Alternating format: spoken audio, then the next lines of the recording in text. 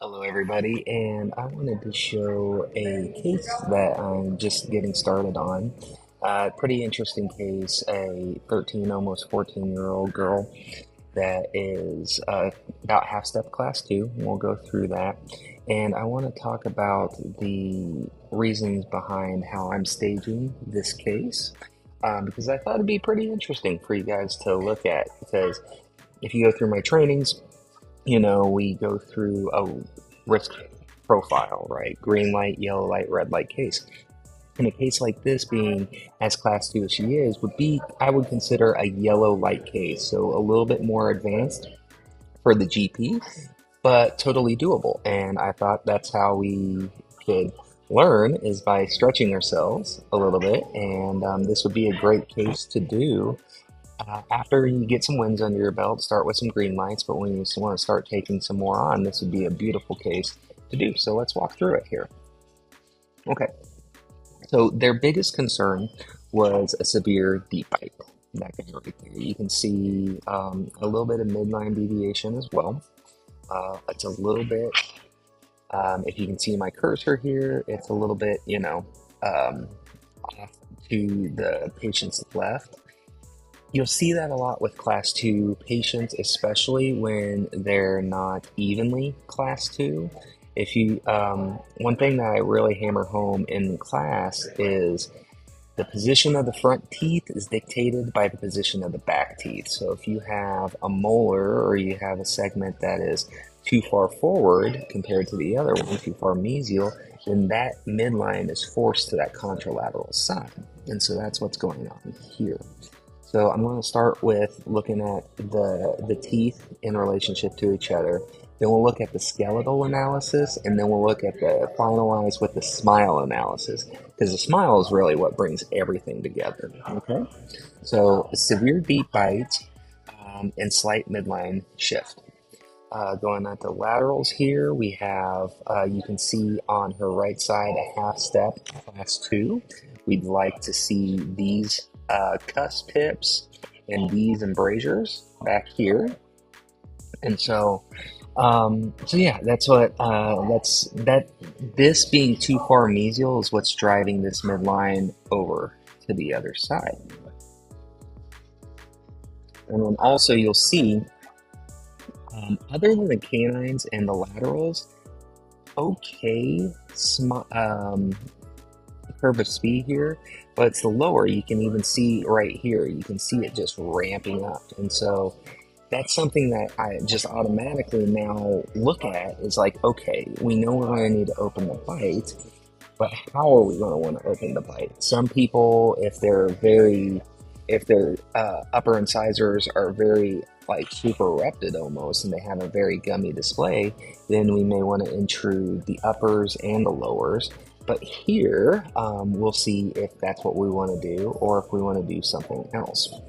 I don't want to put the cart before the horse here. So, and then on this other side, you can see not as class 2, right? Just a little bit. Like, you want to see these premolars socked into this embrasures, which they are not. So this is class 2. Don't get lazy with your diagnosis and say, oh, it's pretty good, that's class 1. No. If it is not socked in to here, then it is class 2. It's a mild class 2, but it is a class 2, okay? And that's what a lot of people miss starting out, because I think that is criminally underreported here.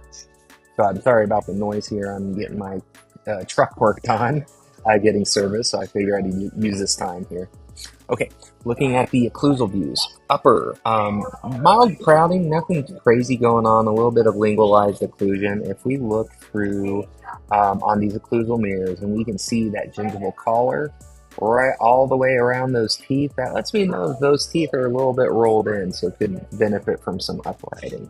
And then the same thing down here on the bottom could benefit from some uprighting and not a whole lot of tongue space right here. You can see how that tongue is already pressing against those teeth. And so, when we also consider airway into the effect and all that stuff, I would like to do some arch broadening if possible, which is definitely doable. It's candid. Okay, so I'm using Web Ceph. Because I do have 2D Cephs at my offices.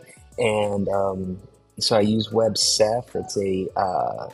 It's a browser-based program, and it has apps too as well. Super affordable. It's like $15 a month for like the premium version. And so what's nice about it is I can easily do a tracing, get in it. I can get a vast, like a wide range of analysis from it. And so here I ran their WebCef analysis, which is very thorough. And then I also ran a Sassoon analysis because I love the Sassoon analysis for the vertical relation. Is the big one that I love it for. But anyways, so let's look through the red here because these are red flags on the analysis. So we have a retruded mandible, hypodivergent meaning closed skeletal pattern, skeletal class 2, retruded mandible, retruded chin point. Okay? So what that's telling me is that the class 2 could be exacerbated by jaw position. When people are real pushed back, they go into a class 2 position. Now, I've been on the lookout a lot more of this recently because when I attended the AES, the American Equilibration Society annual meeting last year in Chicago, Jim McKee gave an excellent presentation and really showed some science to support that a lot of these class 2 patients, it's because of their retrognathic and these joints are being pushed backwards. Now, if a joint's pushed back, what's behind there? Retrodiscal tissue.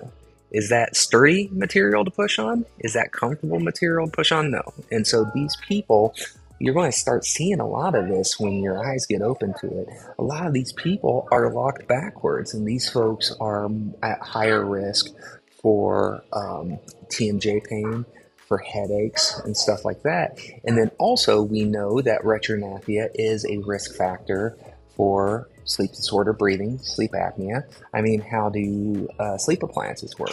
They work by bringing the jaw forward, right? Increasing that airway.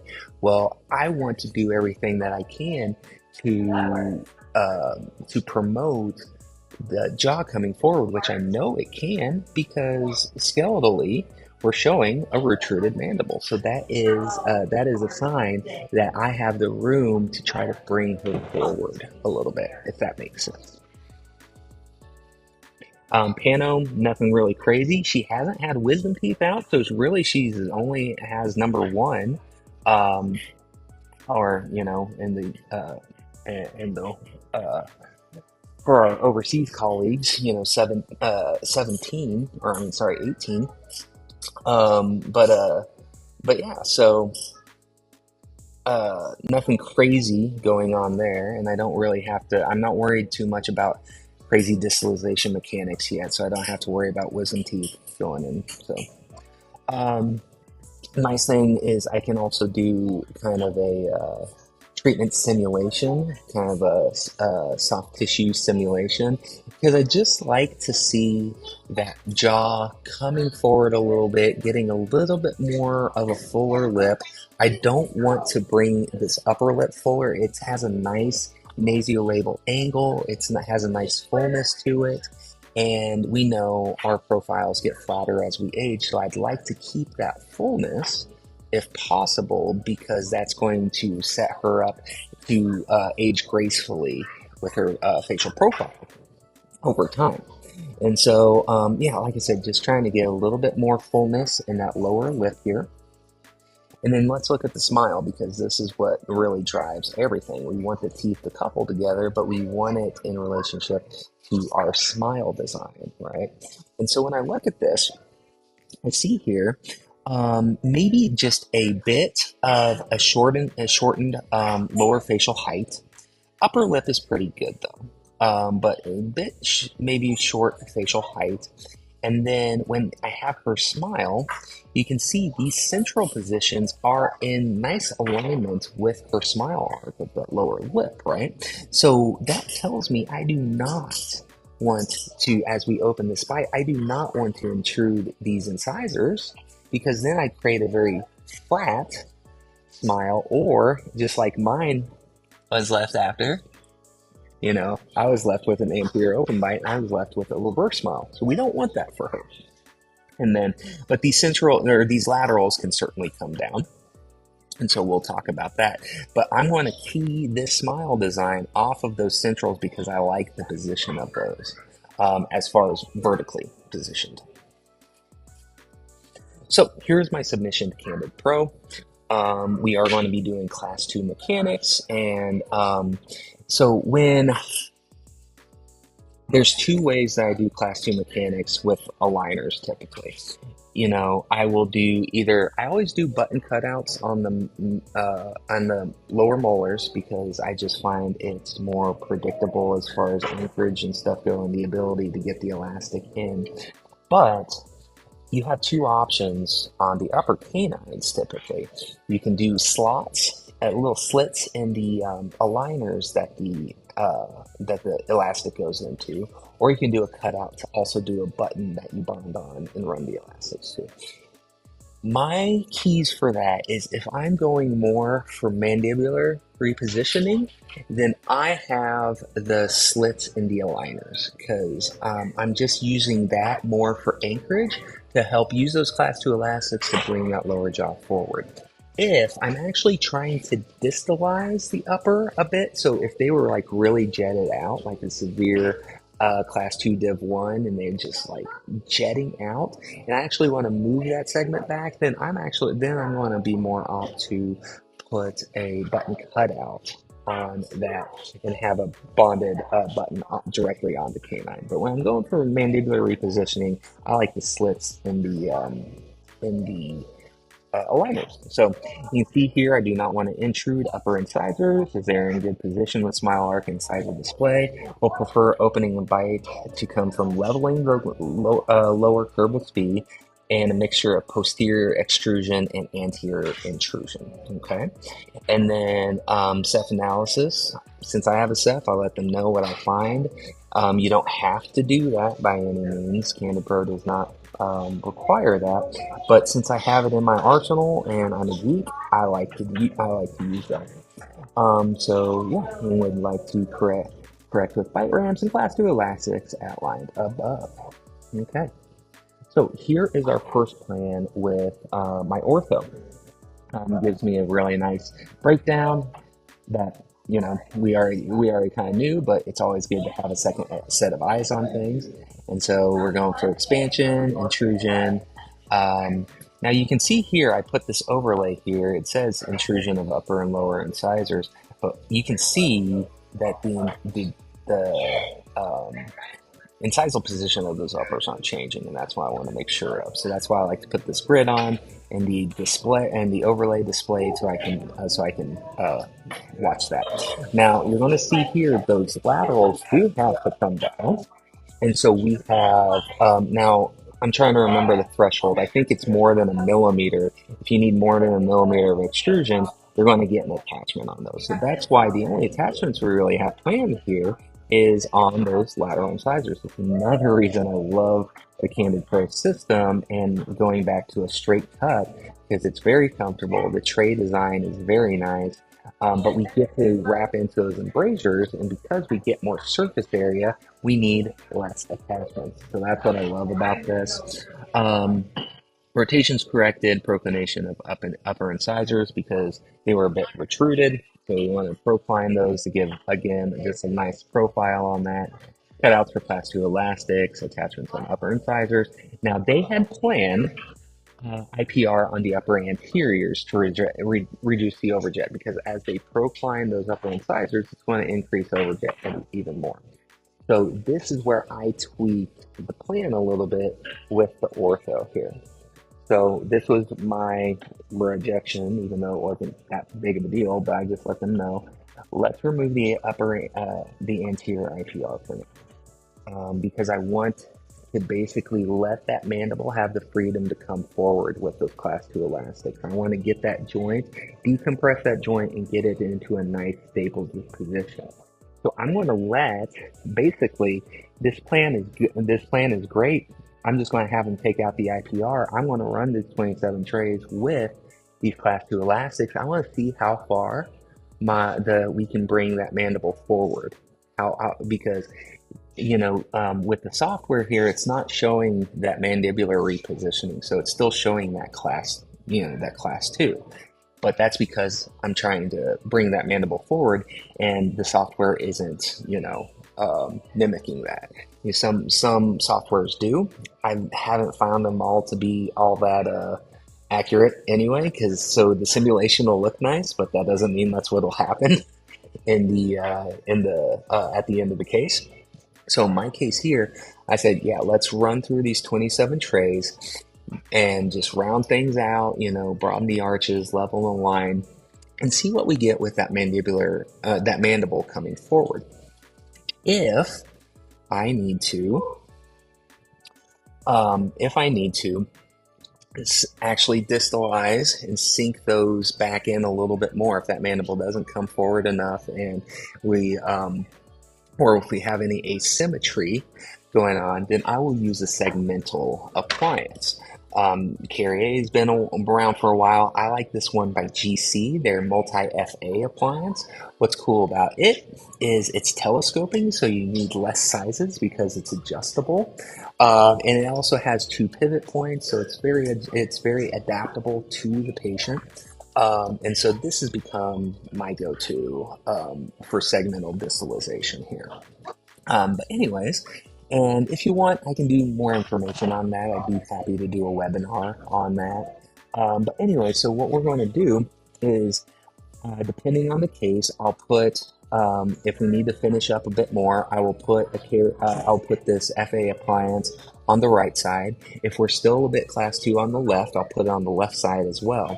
Now, if you remember, the left side was not as class 2. So, how I equalize that is I'll still put the appliances on both sides, but on this right side, I will, the more class 2, I will have the patient wear the elastic full time on that side, and then just the left side elastic only at night. So that's how I titrate that. You could also do a heavier elastic on one side, a lighter elastic on the other. I found compliance to be not as good doing that because they just get confused on which side's which and all that stuff. So I just try to keep things as simple and efficient as possible, not only for myself, but for the patients. And so that's why it's easier for them to just have one bag of elastics and know right side all the time, left side only at night. It's a lot easier, and compliance is a lot better for that. And so here is our finalized plan. They did not do that IPR. You can see they proclined those incisors, so you can see a decent amount of overjet. I'm okay with that. I want overjet here because I want to have the freedom to move that jaw forward, right? So that's the plan right now. And I'll do a follow-up in a year and a half or whatever long it takes to to finish this. But I thought this might be a good exercise to show people, and maybe get to learn a little something from it. So I hope you enjoyed it. Take care. Make sure to check out my website, drstandards.com, for drstandards.com for updates of courses coming up. As of this date, January 18th, 2025, I have courses coming up at the 3D retreat, the 3D dentist. And I'm tag teaming that one with Tarun Agarwal, T-Bone, and so I'm going to do day 1 of all the didactic stuff, and he's going to take over on day 2 for the business and scalability, and I'm super excited about that class. And then the very next second weekend in March, I'll be back in Dallas teaching my Liner Bootcamp course for the AOS. So like I said, hope you guys enjoyed this, and you take care. If you need anything, feel free to reach out. Bye-bye.